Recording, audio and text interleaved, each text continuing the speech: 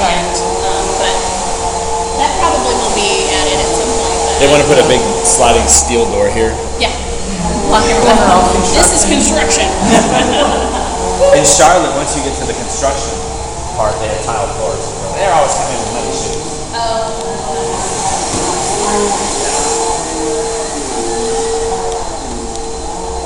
It's locked. Yeah, big keys tomorrow. Keys tomorrow. There's not really much back there except for Just a storage room. a storage room, yeah. And then we have a little space back there that we might end up eventually renting out to like a smaller nonprofit so that they can have office space. Because we have how many feet is that room? 930. Yeah, 930 square feet that we don't have too much use for. So looking to give back in that way at some point. That'll be great. Just looking to go back through. Yeah. I couldn't say what the demand for office space is in the neighborhood, but along the Fenway corridor, I'm sure people would be glad to put their sign up there. And, you know, any social events that you guys host out of here would really enhance the neighborhood. We don't really do much as a neighborhood. We haven't put together a block party in decades. Oh, well, the grand opening event will be essentially a block party. You know, it'll start at 10 o'clock. We're going to have the mayor out here saying a few words. Somebody from Habitat for Humanity International is coming out. Oh, yeah. To speak. We'll have a homeowner. You know, just some people that are high up in organizations and saying their piece. And we're planning on having food trucks. The students from Rocket High School? From here. Okay.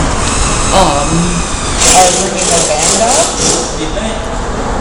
Just one live band? Just one band? Yeah, they're bringing their high school like marching band out to play. Crockett High School? Really? That's right over there, yeah. Okay. The grand opening. They're not that close. Awesome. But I guess, I think They're the not high the school highest. over They're on the closest is I-35. Travis. Yeah. That's what we looked at the two, and we thought that Crockett was closer, according to, but maybe it's not. I don't know. It's on Stastny at Manchac, right? I don't remember. Anyway. So yeah, and we're gonna have some food trucks out here. We're gonna have some do-it-yourself demonstrations. Just a lot of things going on. And once it's more solidified, we'll definitely. The second office. The second big one back there. So the one with the bigger window. Bigger windows. Just as much green. Is that behind the locked door? No. Oh, I was going to say, did they lock it so no one could take it? Oh, no. That was the second big one on the right. So this is going to be our demonstration space, where We'll do it-yourself demonstrations. The countertops are temporary for now. We'll have bigger ones. are they going to be a little bit further back? Yeah. So I think this is going to be 12 inches and then 24. Okay, cool. This way. It'll be 36-inch panel. Yeah, we'll have some like do-it-yourself demonstrations, some home repair demonstrations. This is just mainly for, an educational space. Okay. Yeah. Because you're demonstrating to potential remodelers how basic remodelers things are And done. how to reuse some of the products that we have in store. Yeah, it's going to be a lot of repurposing. So So that'll be happening at the grand opening. what is as well. serving as classrooms? I heard that there would be classrooms here. Yes, some of the classrooms are back through there. That's what some of the meeting spaces were that you saw. And those are going to be for our financial counseling courses, which those courses are free and open to the public. We have some stuff about how to manage your credit, how to handle your mortgage, like from start to finish, and just kind of like how to set up your banking. It's just basic financial literacy. Okay. Yeah. And then as far as like classrooms, you might be thinking of this area where we're going to be doing like how to rewire an outlet is one of the things that was thrown out to me how to do it when I was properly. talking to construction. And those will be led mainly by volunteers because we have a great group. We call them regs. They are regular volunteers that have been with Habitat. Some of them have been with us for 20 odd years. and they can almost run a site by themselves now. So they're very knowledgeable. And They then work that space their way in the on back up by from- the blue wall is also sort of a training room. I don't know if it's internal or, but it's very open. But in the That This racking table on the spot is. No? They have racking. I thought these two poles were free and clear the whole way down.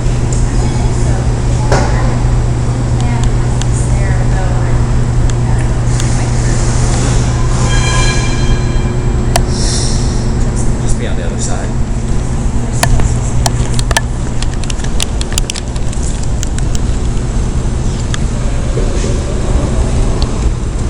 take you over to the construction warehouse.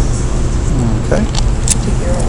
So, at Restore, our administration offices, which construction, will be office in there, but as far as where we're storing all of our materials for our home building, it will be back through here. Oh, you guys tore down the loft. We did. There are We stairs tore in the down loft. I was wondering if you guys are going to save it. We didn't. We didn't keep the balcony. Oh yeah, we do have a shower back here. That's cool.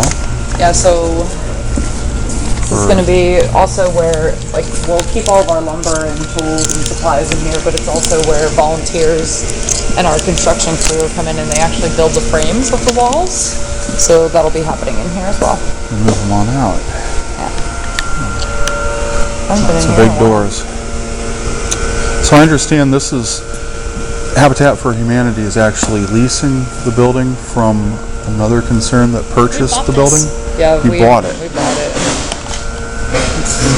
You bought it from the folks that bought it, right? They resold it to you.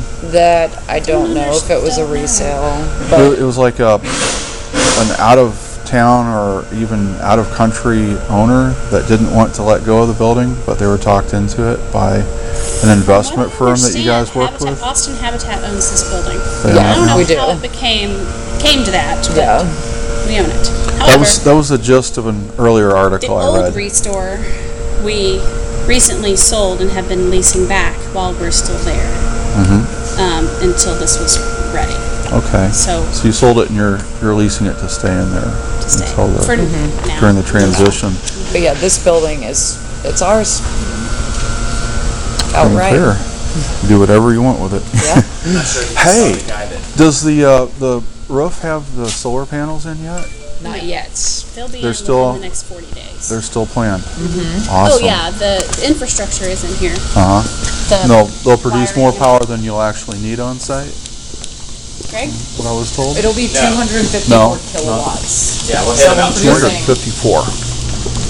30. This gentleman over here in the tan shirt and blue jeans. Yeah. He's one of the best green energy consultants in the state. He's volunteering all his time to help us get certified. That's awesome. Yeah, we're going for a 4-star Austin Green Energy rating.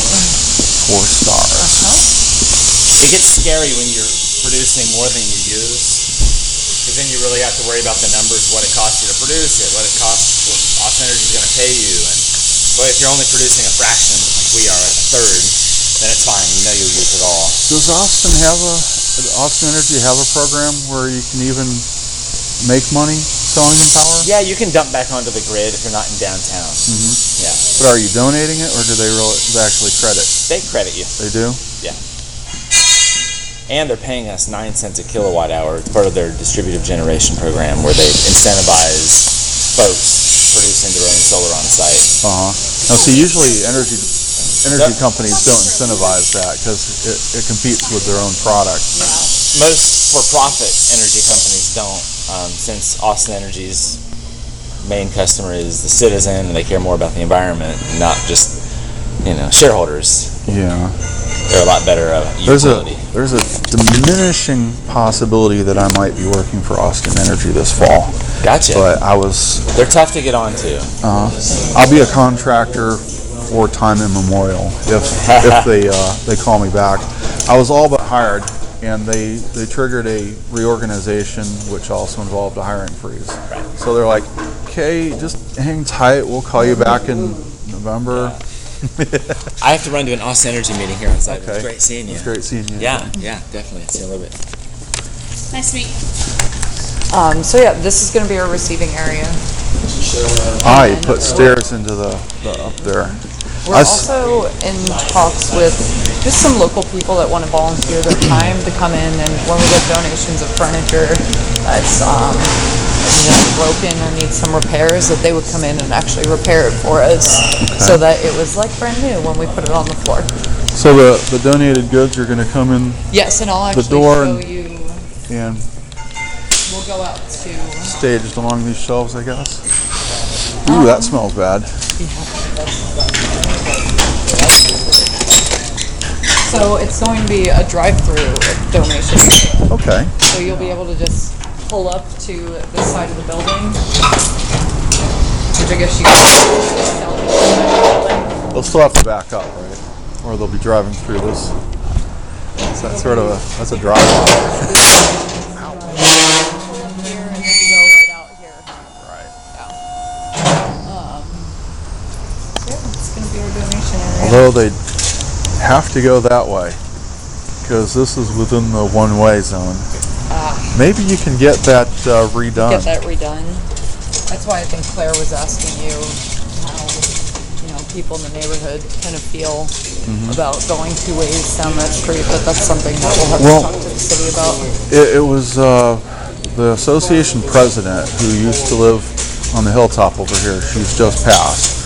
But she let everyone know that she received no notification of it at all. We got up one morning and saw the signs there, and but it didn't produce any controversy, and we didn't move to have it changed at that time. This corner needs some traffic quelling anyway because a lot of people are trying to shortcut around the South Congress lights. So yeah, that's the building. Do you have any further questions? Well, I made up way too many questions about the place. Let me just pick something decent.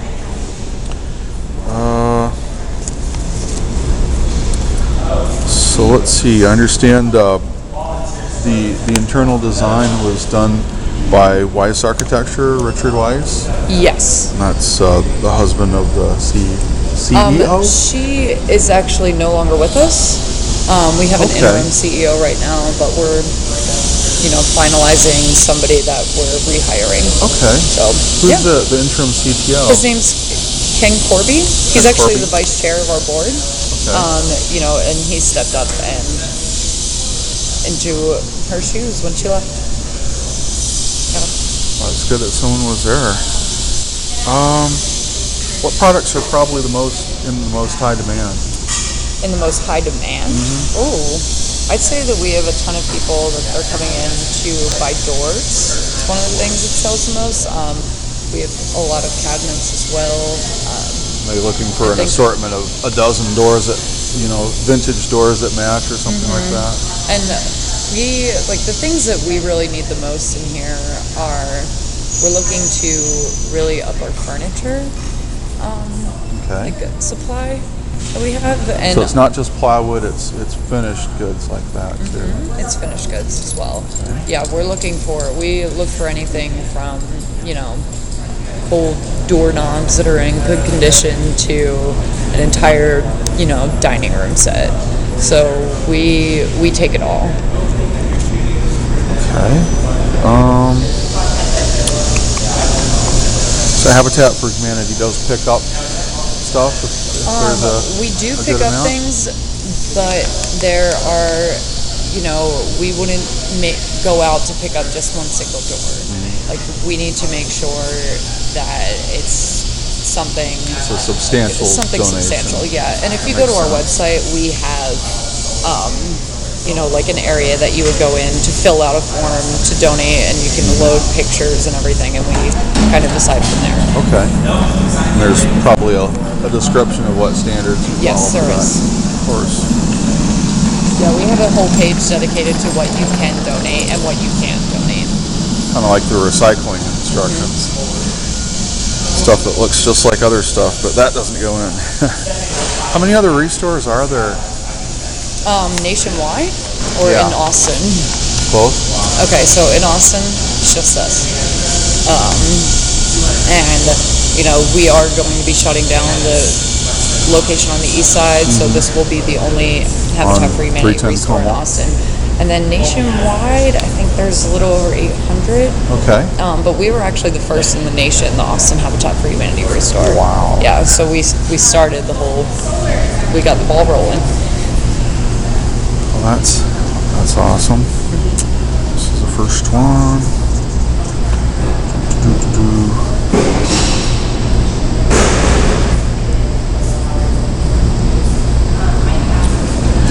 I think pretty much everything, I kind of figured this would happen. Pretty much everything that Has been covered. has been covered, yeah. And I can also